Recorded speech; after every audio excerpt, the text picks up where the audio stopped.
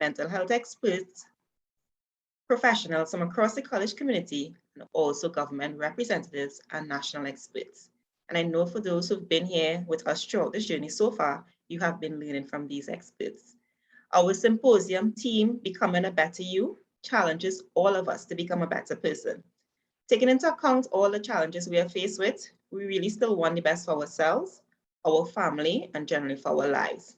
And this symposium challenges you to achieve just this. In today's session, we will address the topic, Entrepreneurial Hacks. Today, we are joined by Dr. Priscilla Bajo. Dr. Priscilla is a senior lecturer in entrepreneurship at COSAT's Department of Management and Entrepreneurship. Dr. Bajo works internationally in supporting students pursuing their master's degrees in business and entrepreneurship. Through a mix of analytical dexterity, coaching, and student-centric techniques, Dr. Bajo is able to include her research in the field of corporate entrepreneurship and innovation into her courses, providing students with relevant and relatable content designed to challenge and enhance students' learning journey. Dr. Bajo has over a decade of experience in academia, and she has recently co-authored a textbook for advanced level studies in business management for Caribbean students. So today it's my privilege and my pleasure to introduce you to Dr. Priscilla Bajo as she addresses the topic, Entrepreneurial Hacks.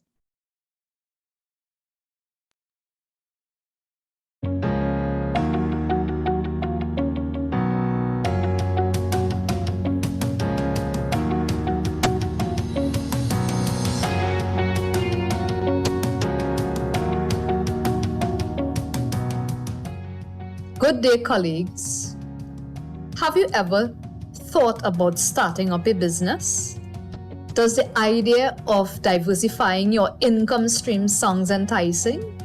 Hi, my name is Priscilla, and I am here to share with you 3 tips that can make the world of difference when hacking your way into entrepreneurship. Firstly, allow me to introduce myself. My full name is Priscilla Bajo. I am a senior lecturer in entrepreneurship and management. I have a master's degree in industrial innovation, entrepreneurship and management, and a PhD in entrepreneurship and commercial studies. I have been lecturing persons for over a decade on how to start their own business, and I'm also a business owner myself. You may be wondering, why am I telling you all this, and how is this relevant? I'm sharing this background with you because as a qualified professional in this field, I want you to have a credible source of information on this topic because there is so much misinformation out there about how to succeed in entrepreneurship, whether it comes from social media or from casual conversations with your friends. Believe it or not, what I am about to share with you is somewhat underrated and have not gotten the kind of attention it deserves in understanding why so many businesses fail within their first few years of operating. In our conversation today, I would like to cut through the noise and leave you with the best pieces of advice from the world's most successful entrepreneurs on what is really important when it comes to starting a successful business. While these tips were cross-referenced with top academic studies to determine their merit, we are going to keep the discussion simple and less complicated to understand. So if this sounds of interest to you, then don't go anywhere.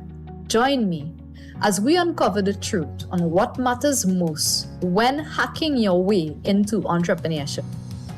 These tips are presented in no set order, and they are just merely suggestions for kickstarting your entrepreneurial hunch. So let's dive into it.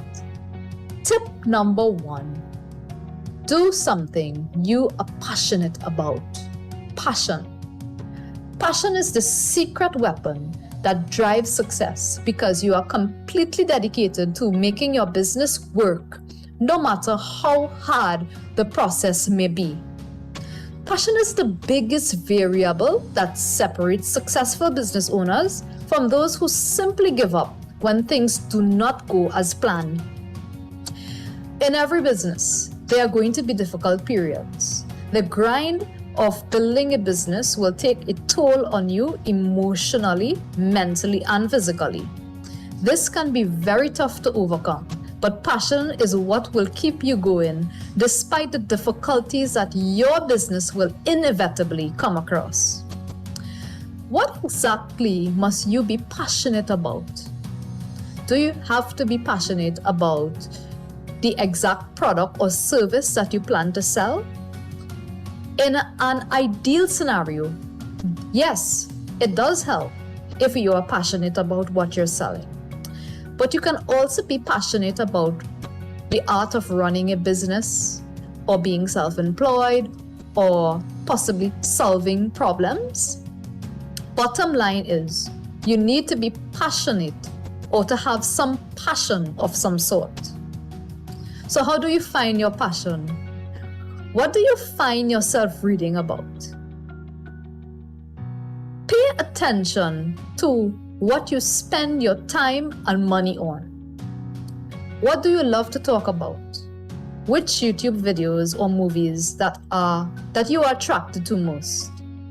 Once you have identified a few areas of interest, spend time exploring those various business ideas or types of businesses that involve these. Be wary though, don't let passion mislead how you make smart choices for your business. Rather, think about passion as the fuel you need to power through your business daily demands, and don't let passion overrule how you make smart decisions. You also have to rely on logic. Let logic guide you on the strategic decisions you make for your business. Okay, let's get into tip number 2. Solve a real problem. How do you go about finding problems to be solved? If you want a successful business, look for problems that people have and figure out a way to solve those problems and add value. Yes, when people say that they don't like something, it's not really the problem, it's just a manifestation of the problem. You have to try to go deeper and understand what exactly the problem is, and then go about thinking about ways you can add value. This is one of the first steps in design thinking. So how do you go about finding out about what these problems are? You can't simply begin by looking at your own experiences and from your general observations. Think about the products and services that you already use. Are you 100% satisfied with these products? Are there any gaps? What improvements are needed to make those products probably last longer, more user-friendly, saves on space, more features, etc.? I mean, really think about it. Put some thought into it. Let's take, for example, the umbrella. What problems people typically face when they are using an umbrella? I'll give you a second to think. So, what problems did you come up with? Did you come up with any? Let's see what these typical problems are. Well, for one, you have to hold it on one hand and it's annoying to carry. It's not windproof and it breaks easily. We can't stop buying them because we always forget them somewhere. They don't really protect us from rain effectively. They can be difficult to open and they get the floors wet. I mean, the list goes on. This item, believe it or not, has been passed from generation to generation and has not seen any significant improvement, any reinvented versions, or suitable alternatives. The problem continues to frustrate users. Do you know how many other problems are in need of solutions? Finding out about problems, especially in the digital world we live in, makes it less complicated. I want to talk about two ways you can go about doing this. 1, use Google, and 2, use forums. These tools allow you to identify and solve problems free of cost and are readily available. I am sure you will be interested in these. You see, what happens when someone has a problem is that they have a bunch of questions. Example, pretend I have a problem with finding the right pair of earphones. So what would I do? I would go to Google or Quora and type, where can I find earphones that are comfortable and that does not fall out? From here, I would gain access to reviews from other persons who have experienced similar issues. Or I can visit a website called Answer the Public. Answer the Public is an exceptional tool. That website, it's a simple tool where you can get to actually type your topic or focus, any hunch that you have, and discover what people are asking about it. Really, you get to hear their real problems and exactly what they want to know, what they are seeking after. You can also look at reviews on blogs and on social media platforms, perhaps. But the message is, people buy solutions. Yes, you can have the most creative idea that you think is so awesome, but if it does not add value or is not urgently needed, then there's no need for your product or service, which can result in a failed business. If you can solve some of these problems in the best way possible, you're off to a great start in building a great business. Okay, let's get into tip number 3. Tip number 3, get to work. Take action. Success isn't determined by your genetics. It's about persistent, consistent action. Action is the key. You can be the most talented person in the world or have the best ideas. Yet, still, if you don't take action, you will achieve nothing.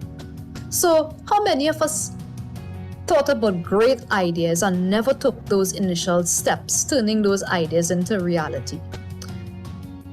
We live in a world where there are lots of possibilities. There's one caveat though. You are required to put in the work. All the dreams, plans, and goals are useless if we never take action.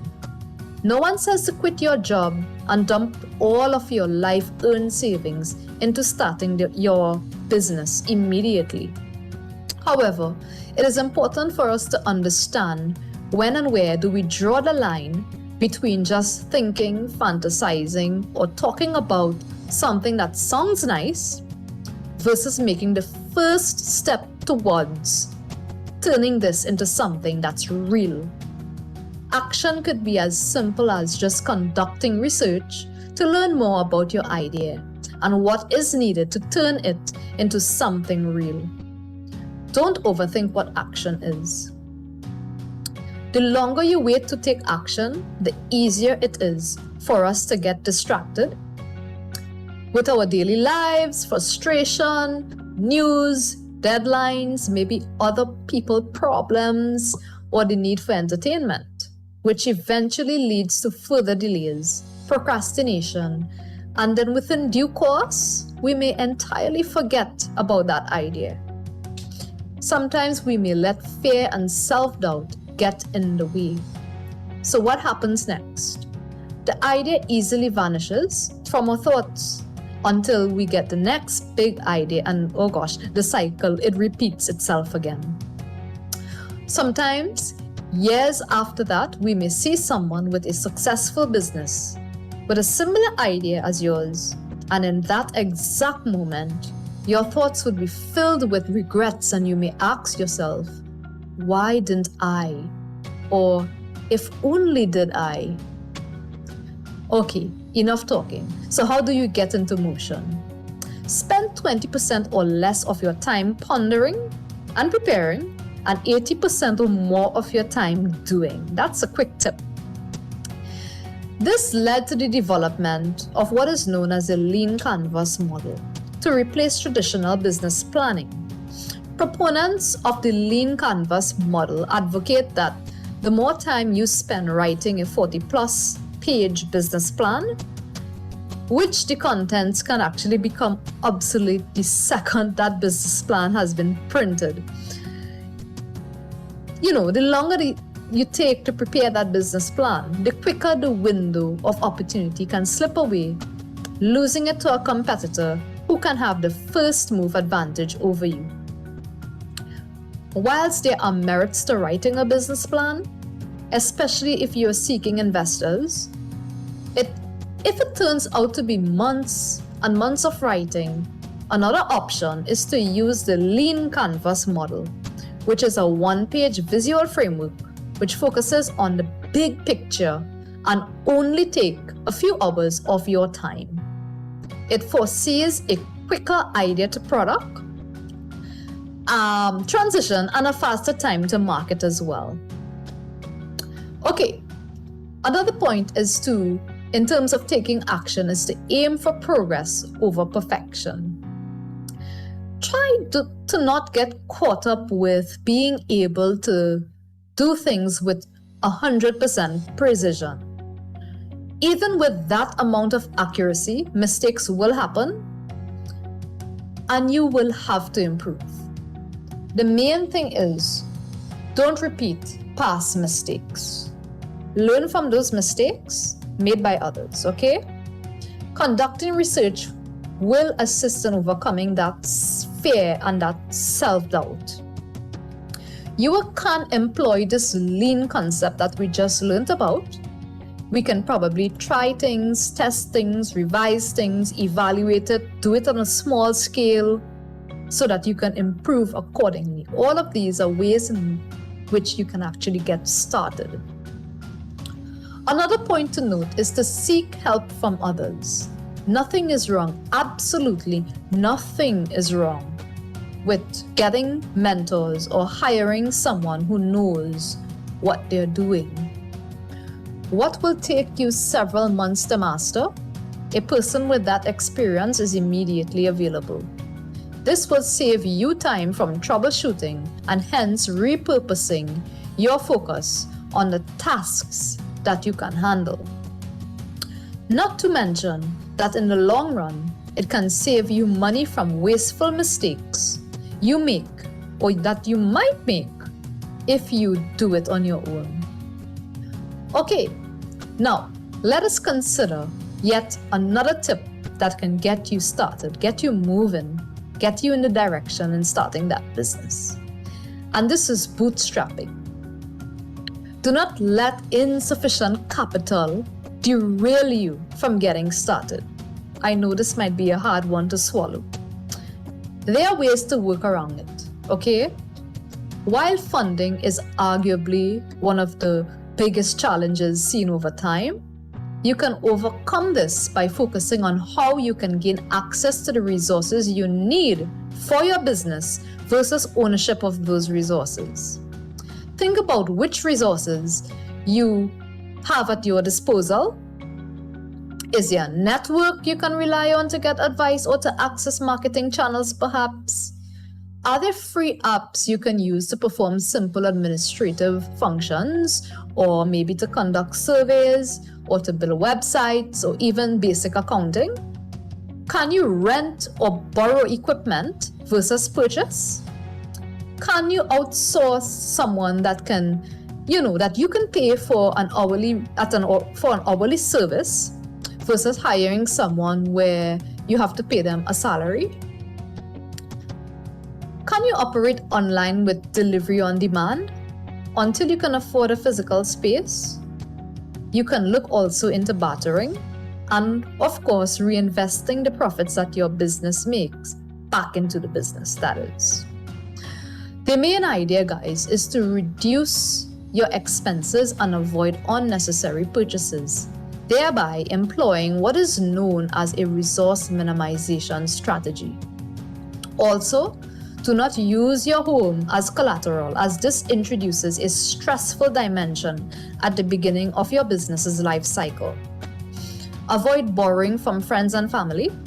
This creates a strain in the relationship, which forces you to question things that don't go as planned in your business. And it also would force you to make premature decisions in efforts to save your home or save your relationships, and you may quit on your business far too early. Instead, act ingeniously. Think about the minimum effective dose for maximum results. And when you think of resources, aim to control and manage the resources rather than full ownership of those resources. And this thinking will allow you the flexibility due to the fact that you can commit or uncommit to those resources as needed. Okay, guys, you've heard from me a lot. Thank you so much for watching. I hope you find these 3 tips useful. So just to recap, these 3 tips were: 1. Follow your passion. 2. Solve a real problem. And 3. Take action. All of these are derivatives and facets of the entrepreneurial mindset. These tips are often underrated, and you definitely don't need a university degree to start implementing them right away.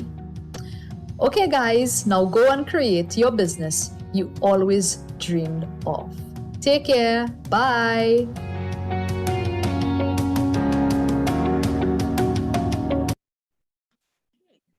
Thank you very much, Dr. Bajo, for that resource-rich presentation. I know everyone will agree with me that we got a wealth of information for those who are thinking of starting their business or those who already own a business, how you can continue the growth of your business. And we are privileged today to have Dr. Bajo here with us in today's session.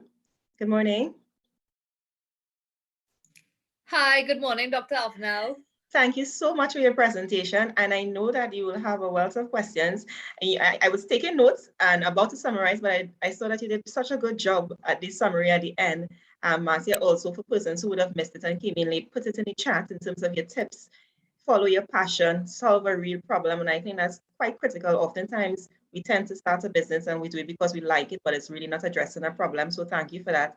And I really loved your explanation of taking action. Many times you dream, and I was thinking about even the song we started with about dreaming, but we don't act.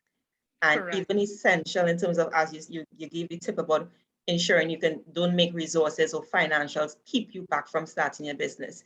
Aim for not ownership, you say, but access and flexibility of resources.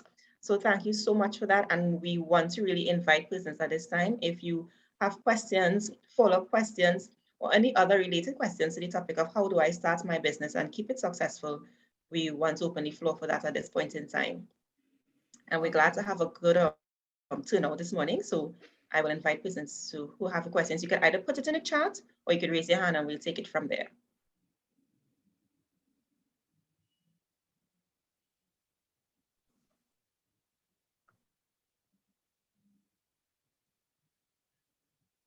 Okay, so we have someone saying it's a very informative session. Anyone has any specific question? I think one of the presentation was quite resource rich, and I think one of the value of your presentation is that we'll have it recorded and available on the YouTube channel.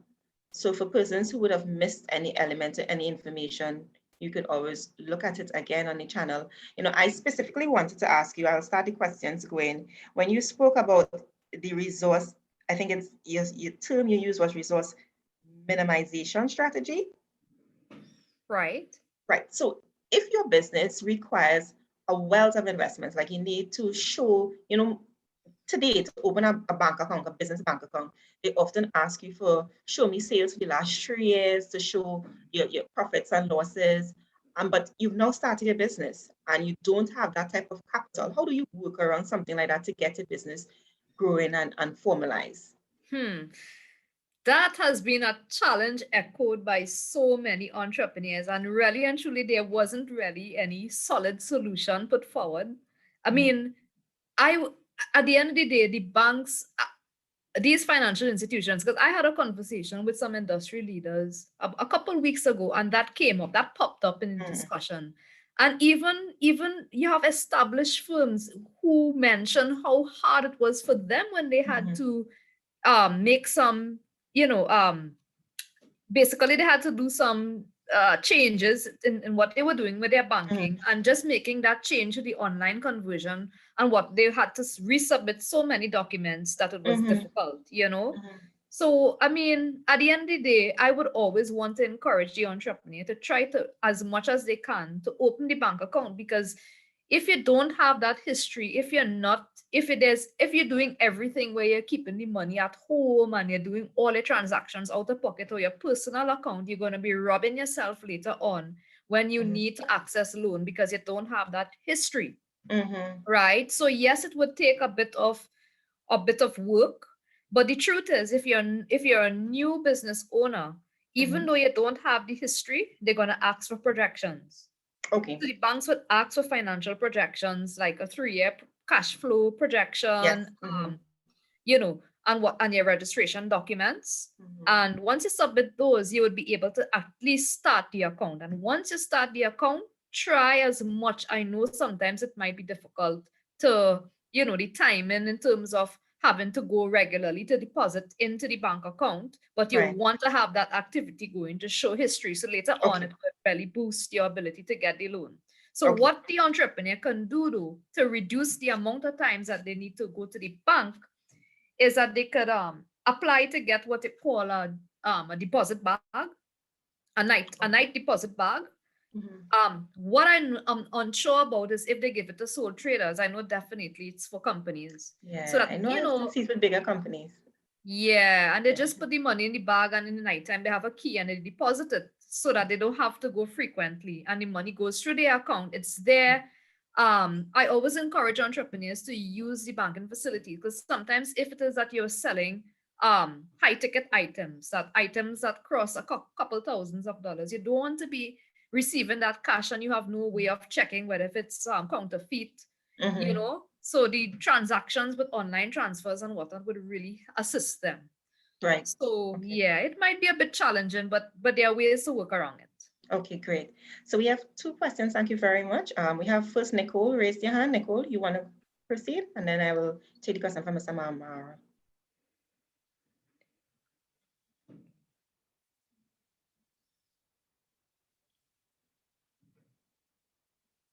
Nicole, you hearing me?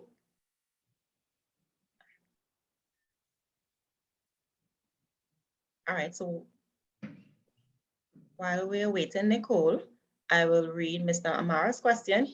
He's asked, how important is the role of a mentor? I know you spoke about mentorship in terms of helping you develop. He asks whether is there a pool of subject matter experts, business mentors to guide startups. So is there a repository somewhere that we can find these SME business mentors if we're interested in a particular business area? All right. Okay, so I have a mixed response, right?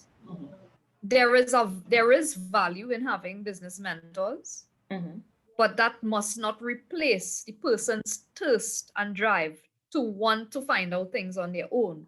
Because lots of times you would find that yes, there are mentors, but these mentors, in order to qualify to be a mentor, they themselves are busy. So they might shortchange the person because they would say, "Well, meet me next week," and rearrange for another meeting, and things keep pushing back. And one of the things that I see that really prohibits entrepreneurs from making progress is just taking those leaps and doing things that would put everything into action, which was my final point in the presentation, right? One of those points, I can't remember which order. So, I mean, don't let not having a mentor stop you from finding out, from learning, from going online, from asking questions, watching a YouTube video, talking to your lecturers. There are different ways in which you can find out. However, I believe depending on if it's a student entrepreneur, depending on the institution that they belong to, they can find out, because usually some of these institutions will have a list of mentors that they can assign them to depending on the industry, or there might be like business associates or affiliates that they could make that initial connection to. Other than that, you have incubators.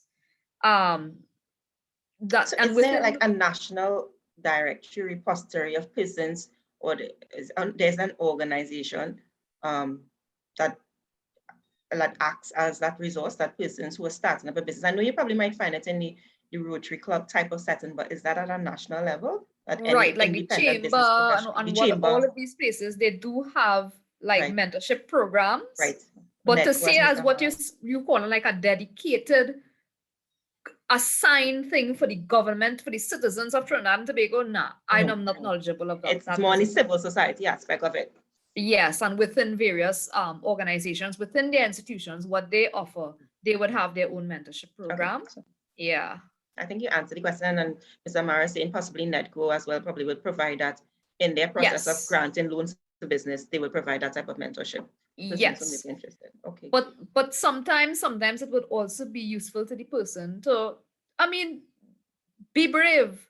Walk into an organization that and ask if you could talk to somebody about, a meeting, and ask some questions. Say, listen, you want some help. Sometimes these people they don't mind helping. Right. Some don't mind. Sometimes to be secretive. Let's take the question from Nicole. Nicole, you can proceed. I think you said your mic was muted.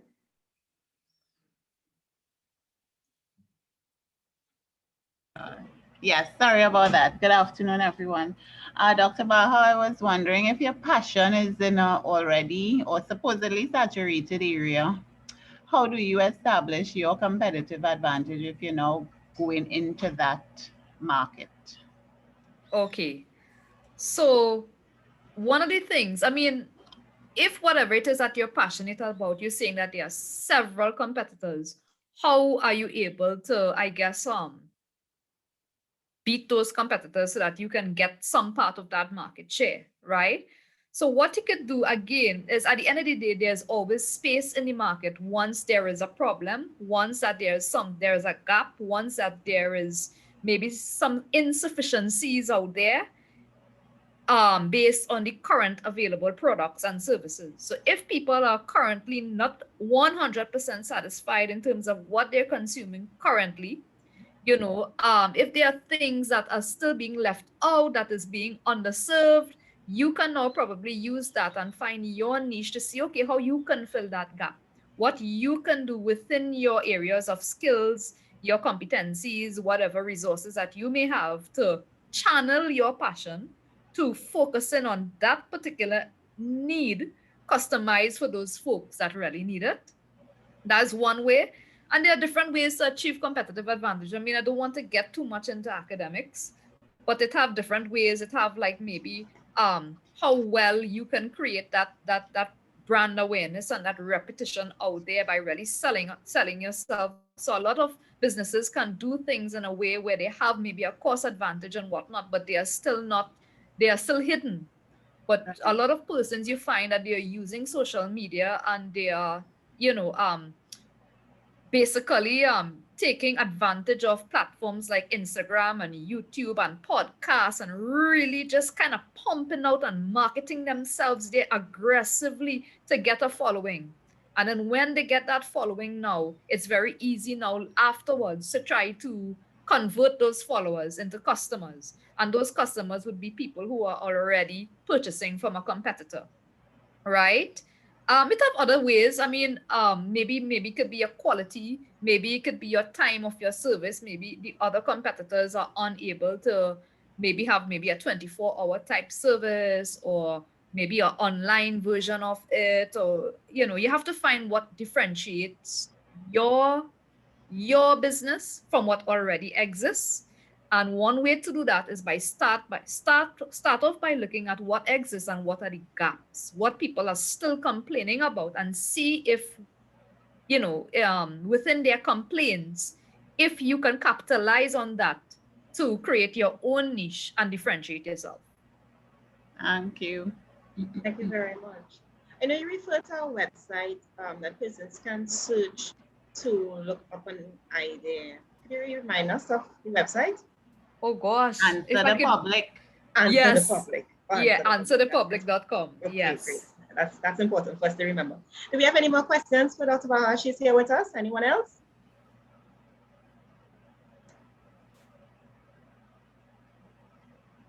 So we have a question from Tamara.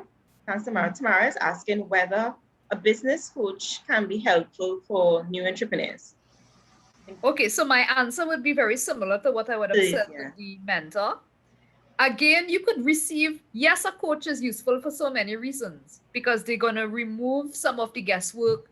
They might guide you and help save you time, therefore preventing you from wasteful mistakes, just generally keeping you, motivating you to stay on track and whatnot. But at the end of the day, I always tell people, and I see that for myself, you could have a million coaches, but if you in yourself always, procrastinating, always second guessing, you just don't have that high energy to take action, nothing would, at the end of the day, progress is not going to happen for you.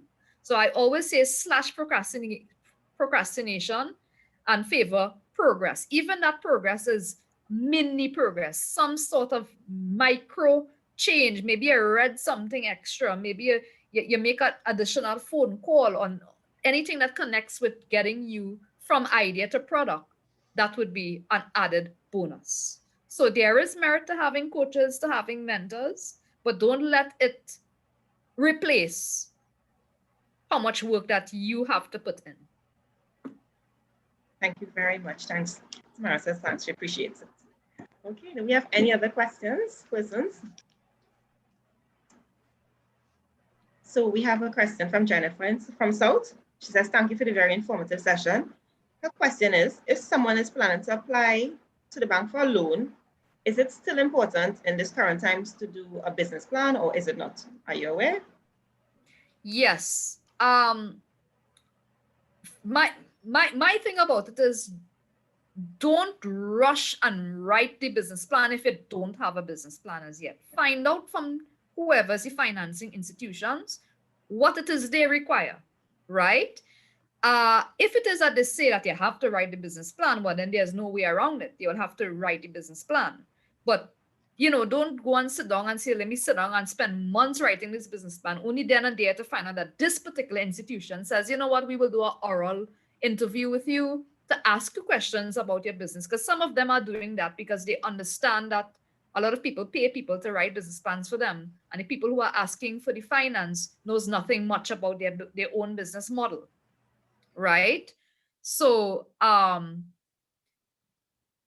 they have to first find out what is required, and then they can move from there. And the lean canvas model you referred to in your presentation, could that work in lieu of the business plan? Again, it depends on if the bank would accept it. Okay. Yeah. Okay, great. Thank you. You're welcome, Jenny. On behalf of Dr. Bahal, we have a question from Mr. Mohammed, Mr. Jeffrey Mohammed. He asks whether it is always necessary to register a business, and if yes, at what point during the business life cycle should you do the registration? From a legal standpoint, the answer is yes. Right? All businesses under the Companies Act and the Companies Register, it must be registered. However, when we talk about compliance, that's another story.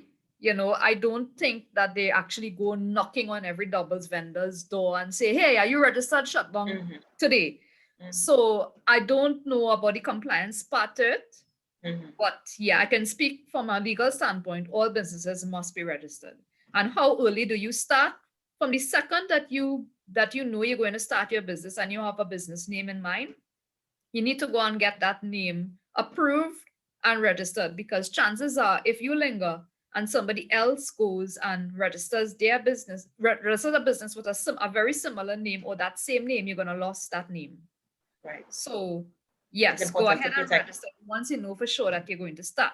However, please, please, please, if it is that you say that you're going to start this business and you're registered in name, and then you have that registration in place, but the business did not start, you have to continue updating your annual returns. A lot of people forget that, and then they will get a letter from Companies Register stating that they owe them thousands of dollars, and it is thousands of dollars every year. I believe it's $1,000 that it accrues in penalties for not updating the account. So if you know you're not going to start the business and you're not fearful about losing the name, then you could delay registering the business. Okay, so related to the business plan question, we have another question from Natalie. Natalie asks, do you always need to have the business plan? Okay, Natalie, could I unmute you? Could you unmute and you could ask the question? Are you able to ask it? Yeah, sure. Sure, go ahead. Make sure I What I understand. would like to find out if you always need to have that business plan there. Like if you want to operate the business from home, it's just a small business. So like you want to say sell something like wontons, different types of wontons. Right. So if you So want to sell wontons, do you need to write a business plan? That's what you're asking? Yeah. Or you could just, Okay, Ms. Franco. Again, I will give you two sides of what the literature says. One side says, and then I'll give you my personal opinion, right? One side of the literature is that they are proponents for writing a business plan because it's going to take away the guesswork. It will reduce your risk. You will actually have a blueprint exactly on how you're going to go forward. You know, it basically tells you how you plan to meet all of those little mini goals in terms of how many wontons you want to sell. Is it going to be done weekly? Who you're going to sell it to? What price? All of those things would be captured so that, you know, you would not be doing it blindly. However, if it is that the other side of the literature is saying that if it's going to take you a very long time, because sometimes writing a business plan could take months. Some business plans could be 30 pages plus. Even operational business plans could be about 100 pages. You would find that it would put you into a sticking point where you are sitting down writing a plan. Sometimes by the time you finish writing the plan, the information there is no longer applicable because things changed, and then you're back to square one. So you have the other approach, which advises on the lean canvas model, where you can actually look at a business, a template where you can plan out your business in one, basically this like one page, answering some important questions about the same things: who would target, how you plan, what are your business activities, how you plan to make money. All of these things are being captured so that it would have forced you to think about it before you actually get started, right? And then my personal approach is, I tend to favor the lean approach because I like to take action. And what it does is that if it is that it's a small business in a kitchen, like how you're saying it is, then I don't see any harm in doing like a mini plan, which is the one-page template where you really sit down and answer some questions that are important, making sure you understand how you will make your profit, how much you would sell these wontons for, things like that. And then after that, you can try it out on a small scale. And then from there, it's an iterative process where you can, I guess, revise what you're doing based on the feedback, based on your experience, based on the mistakes that you may have made, based on, feedback from your customers and so on. So that's what we call the iterative process from the lean approach, where you start something small and then you revise and improve as you go along until that in itself can become something that you can grow. And then eventually, if it is that you need further investments, let's say you're taking it out of your house from your kitchen to somewhere where you need to go and rent in the mall and turn it into a full-blown restaurant where more financing is needed, maybe then there's no way around it. A business plan would be highly recommended. All right, thank you. Thank you very much. We have a question from Ms. Medine, and she asks whether would management and entrepreneurship department be willing to help staff in the entrepreneurial process. And I actually want to say, just by Dr. Bahau facilitating this session to us today, is a start in the support from the department to assist staff and to provide the knowledge to help their own entrepreneurial process.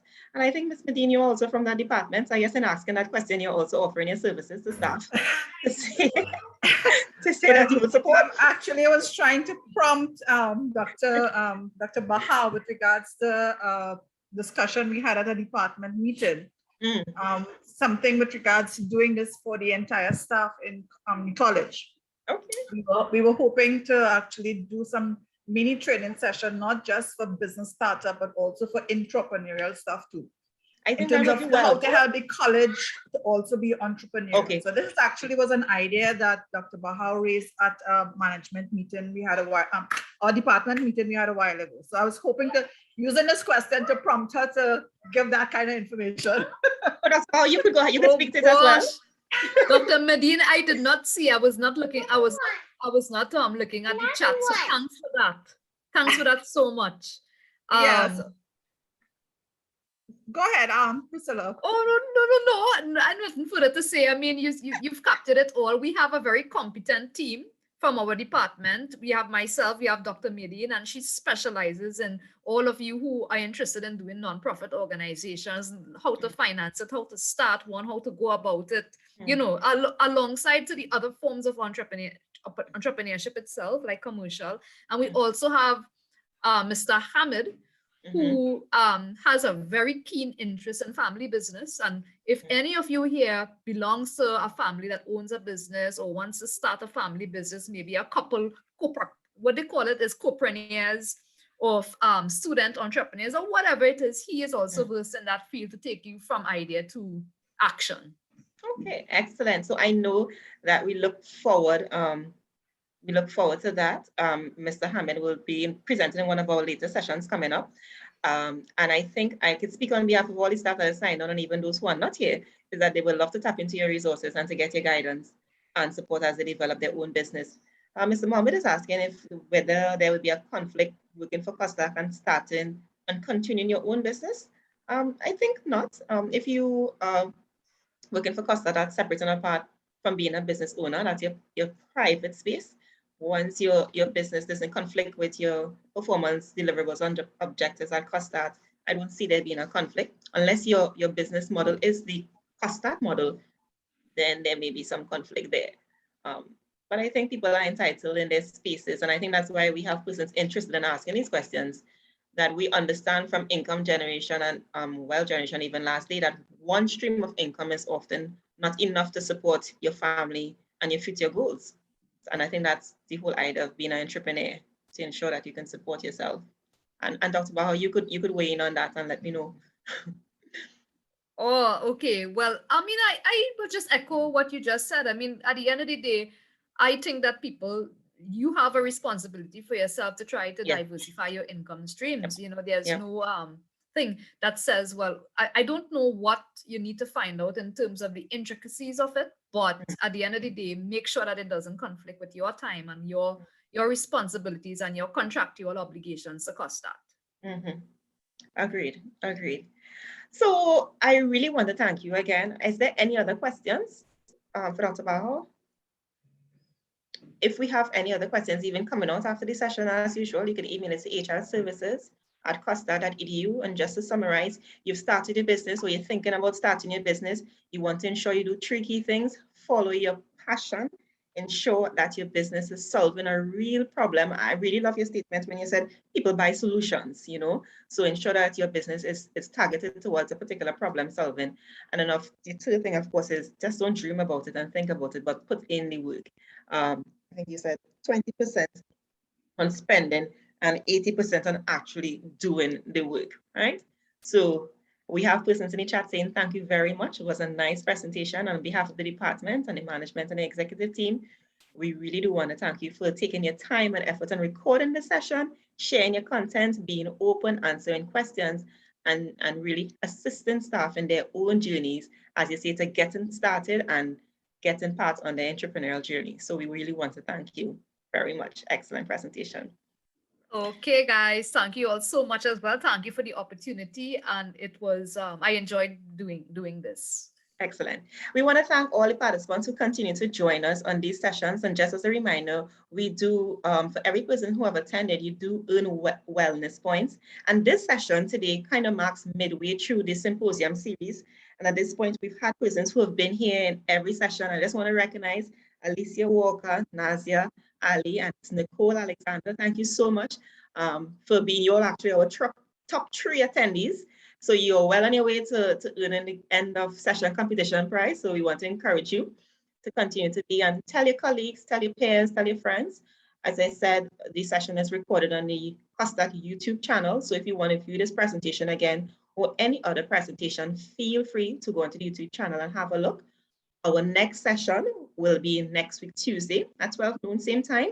And we're going to deal with emotional well-being during the pandemic. And we already heard from her in the earlies of the symposium, and we know she was excellent. And yet again, we have Mr. Mara Phillip joining us to do our session next week, Tuesday. So we want to thank you again for your support, and we look forward to your continued support and joining us on this learning journey. So thank you for logging in, and we wish you all a good rest of your Thursday, Friday, and an excellent weekend. Thanks, guys.